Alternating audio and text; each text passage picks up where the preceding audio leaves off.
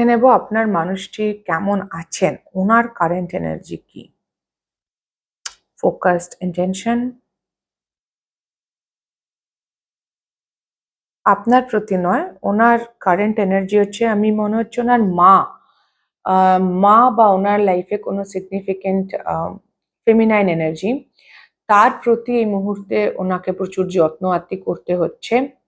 ওকে, এবং উনি খুব মন লাগিয়ে কাজ করছেন। This is action. প্রচন্ড ফোকাস ইন্টেনশন, উনি প্রচুর কাজকর্ম করছেন, যেটা উনি চান সেটা পাওয়ার জন্য উনি এই মুহূর্তে উঠে পড়ে লেগেছেন। এবং কোনো বয়স্ক ব্যক্তি, স্পেসিফিক্যালি মহিলা হতে পারেন, তার যত্ন আত্তি নেওয়া, তার খবর রাখা, তাকে ভালো রাখার একটা দায়িত্ব উনি পেয়েছেন।